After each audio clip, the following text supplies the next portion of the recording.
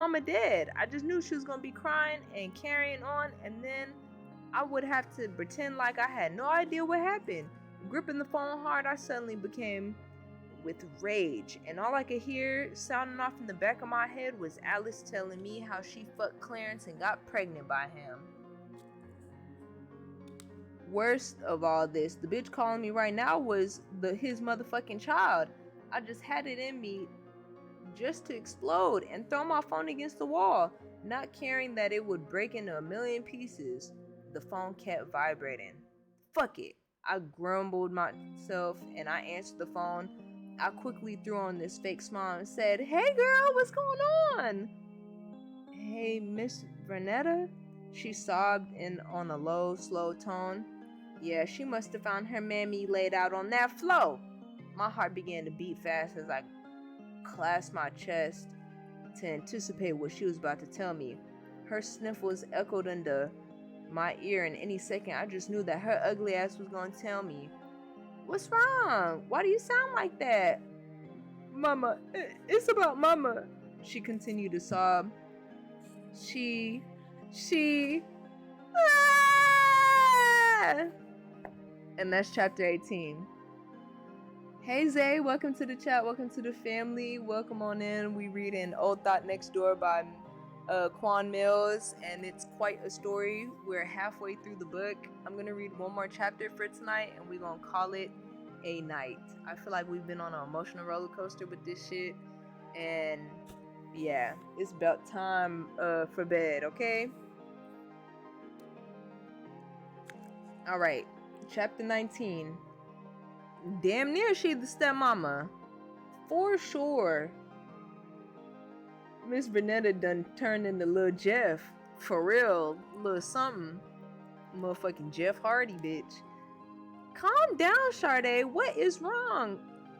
Mama is cutting me out of her will. Suddenly, my face twisted with confusion. I went silent, and my mind was drawing many blanks. What are you talking about? I just came back from Mama's house, and she said I had a huge fight. She told me that she cutting me off and that I won't be in her will no more because I said I don't know how to act right. Ever since she got with Lamar, she been acting funny. I don't know what to think at this moment, but I had to play along with as if I was truly concerned about what Sade was telling me. What happened? What y'all get in a fight about? I had to ask, but so many questions began to fill my mind because how in the hell did she just get on the phone with her? Mama, when I was just over there, and then I pushed the woman to her death? Sade cleared her throat and began to explain what happened, but then I interrupted. Wait a minute, you just came over from your mama's place? Yeah, she was so nasty to me. I ain't do nothing to piss her off. Shaking my head, I paced my floor, wondering what in the world was really going on. But then I thought to myself that perhaps this entire time I had been hallucinating. Did I even leave my goddamn house? What time is it? It's noon. Why? Sade replied. Then I quickly asked, is everything okay, Miss Vernetta? You sound kind of under the weather. I'm sorry I called you. I just needed to vent, and I just wanted to see if you could talk to Mama for me. I don't know what came over her. It's like, I feel like Lamar is putting a lot of ideas in her head. I'm fine, I think, I replied. I just think this medicine has been taken lately is messing with me. Oh, child, I must have dozed off or woke up. I didn't even realize it. Nervousness came over me as I began to twitch all over. Lord, why were all these medications messing with me? I just had to pinch myself to make sure I wasn't caught up in some other crazy hallucination. I glanced over at my alarm clock sitting on the nightstand just to confirm it. It was truly noon, as Sade said. If that was the case, I was still scheduled to go meet up with Alice, and lo and behold, it was noon. I slapped my forehead, mumbling, Lord Jesus, I need to go to my doctor. Look, I'm supposed to be going over there soon anyways. I'll talk to her and get a rundown of why she's acting this way, I told her. Okay, thank you so much, Miss Vernetta. I really appreciate it. You already know how I feel about my mama, and I would never do anything to disrespect her, she said. All right, now, child, just relax. I'm gonna see if I can really figure out what's going on. I hope this man ain't influencing your mama to make some crazy decisions, I told her. Thank you so much, Miss Vernetta. If you need anything, just let me know, she said. I will, child. Once we hung up, I threw my phone on the bed and stormed back into my bathroom. I'd be damned if I was gonna let these pills make me go crazy all over again. So without hesitation, I quickly opened up my medicine cabinet, took down every pill bottle I had, and emptied everything into the sink. I ran to the faucet to make sure the gushing sink water washed down every single little pill. I had enough. I truly did. I'd be damned if I was going to end up on some mental hospital, feeling a little bit apprehensive. I rushed back into my bedroom and then dialed up Dr. Jackson. Once I got her on the phone, I was going to tell her everything that happened. Hey, Vernetta, Dr. Jackson answered. How's it going? I wasn't expecting to hear from you until our session. Is everything okay? Dr. Jackson, everything is not okay. I just had one of them crazy hallucinations. What happened? I made my way over to my bed and I sat down on the edge as I began to shiver once again. I'm feeling very funny and I'm having one of these weird cold chills. But I had a hallucination when I went over to my friend's place and she told me some nasty stuff. Then I pushed her down to her death. Oh no, are you home right now, Miss Vernetta? Yes, I am. Have you left your house? No, I haven't. Are you sure? I'm quite sure. I just got off the phone with my friend's daughter and she told me she had just spoke to her, so I know I had to be hallucinating. I explained to her as I sat on the bed, rocking back and forth. I was an absolute mess. Okay, well, stop taking the medication. And in the meantime, I'm going to see about some alternatives to help manage your anxiety and leg twitches. I don't want no more of this stuff. No more, Dr. Jackson. I can't be walking around here like a crazy woman. I don't ever want to have that type of thought like that, ever. Miss Vernetta, just try to relax. I think we also need to consider whether or not the medicine is causing you to have these hallucinations or the tumor. Now that you're up in age, we might want to consider booking you for an appointment with a neurologist to screen you for Alzheimer's or Parkinson's disease. The type of psychotic hallucination you had sometimes is a symptom of the neurodegenerative disease like Alzheimer's or Parkinson's. I didn't like the sound of any of what she was telling me. Parkinson's, Alzheimer's. It just seemed like anytime I had any issue, I spoke with these doctors. They were quick to want to diagnose me with some shit. I done had enough. I ain't got time to be fooling around with you doctors. Every time something go wrong with me, y'all want to say, I got this, got that. I'm sick of this shit. Oh no, Vernetta, please calm down, Dr. Jackson tried to assuage my concerns. But like I said, I wasn't here for any of this bullshit today. I threw away the medicine and I bet you in a few days I'm gonna be fine. Watch and see. I understand, Vernetta, but I completely understand. Sometimes some of these medications have a really crazy side effect, but please do understand that not all medicine is like this. Necessary for a lot of people, Dr. Jackson tried to explain, but once again, I just wasn't feeling anything. She just was gonna say, look, baby girl, you might be a doctor, but Jesus is my real doctor, and he writes out all my prescriptions. I'm gonna stop taking this bullshit and just let my body and mind heal from this foolishness. Okay, well, I'm gonna still see you in a few days for our appointment, Dr. Jackson asked, but I responded with, I'm gonna have to think about it, then abruptly hung up. These damn doctors had me all the way fucked up if they thought I was gonna let these medications continue to poison my mind.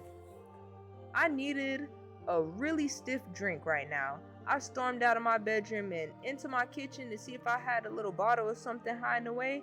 Searching cabinet after cabinet, I couldn't find anything. Damn it, I grunted, but that just settled on drinking some iced tea. I had some in the fridge. Once I managed to soothe my nerves, I went back into my bedroom, the bathroom, and took nothing but a long hot shower before I headed over to Alice's place. Child, I'm just so relieved to know that this was all hallucination. But before I hopped in the shower though, I had to confirm once again that I wasn't trapped in any of my crazy manic moments. I sent Alice a text message just to confirm if she was fine with us meeting up this afternoon. Within seconds, she replied back, and joy instantly filled my heart. Thank God, I gasped, wiping my brow clear of anxious sweat beads. After I got out the shower, I threw on a light outfit, put on some makeup, and then made my way outside. It was such an extremely pleasant day, and I was so relieved that none of this crazy hallucination was actually real, child. I didn't even know if I had it in me to just snap like that. I hopped in my little car and hit the highway, and some minutes later I got off 35th Street as I made my way down the street. From afar as I could see, that Alice block had been cut off by a plethora of cop cars, a fire truck, and an ambulance. Damn it, someone must have got shot or killed. I really wish Alice would get out of this neighborhood though. Bronzeville was on the up and up. These young men around here were still up to no good. Hopefully, she and Lamar would get married quickly and they would get the hell up out of Chicago. That's where they live at and where they from. Chicago! Stupidly nine. Okay. But speaking of Mr. Lamar though, I still had it in me to tell Alice the full truth about the brief sexual relationship I had with this man. However, something told me to keep everything to myself. That hallucination was too real, and the last thing I wanted was for her to drop something crazy on me to make me want to snap. It was just so funny though, because how the mind could play games on you. Baby, let me tell you something. Through Clarence and I have not have been the best sex, but I knew one thing for sure. Clarence would have never slept around on me. My nookie was too good, and he knew it too. And when he was alive, he often made side jokes about Alice's appearance and weight. I used to have to chastise him for talking about my friend, but he couldn't help it, always make a slick comic about her. As I got closer to Alice's house, a policeman was standing guard directing traffic to go around. A small line of cars formed in the intersection. As I pierced closely, I noticed that the cop cars and ambulance were all surrounding Alice's house. My eyes bugged out of their sockets, and suddenly dread filled my core. Once I got near the policeman, I rolled my window down and said, "Excuse me, officer, what's going on? I'm supposed to be visiting my friend. She lives right there, about 2 houses down." The officer, who was a nice-looking young black man with a small afro, looked at me with such a serious face that I knew something was wrong. "Ma'am, unfortunately we have this entire area roped off because we have an active investigation. Which address are you trying to get to?" I told the young officer Alice's address, and just as the address rolled off my tongue, his eyes turned into slits, and he pursed his lips. "I'm sorry, ma'am, but the person you're trying to visit suffered a serious medical emergency." I clutched my mouth. "Alice?" "Yes, ma'am." "No, can't be. Yes, ma'am, I'm sorry to tell you, but she is currently en route to the hospital right now." "Oh my God, please, Lord, no!" As I cried, my hands trembled as I held onto the steering wheel. "Which hospital is she going to?" "I believe Mercy, right up the street, ma'am." "Lord, what happened? Did someone break into her house or something?"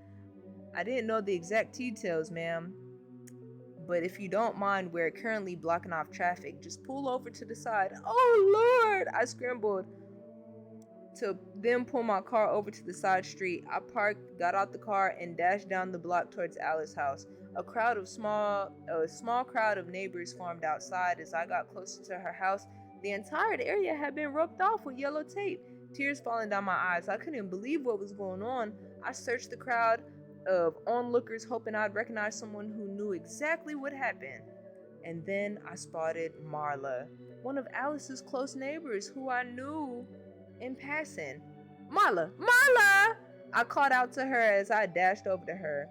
She appeared to be so visibly distraught that I already knew something bad had to have happened. "Marla, what happened to Alice? Where is she?" I asked her as she lunged to her side. Sniffling and wiping her eyes with tears, she replied, "She apparently had another heart attack and fell down her stairs and hit her head pretty badly." "What?" I yelled out, shaking my head. Who found her?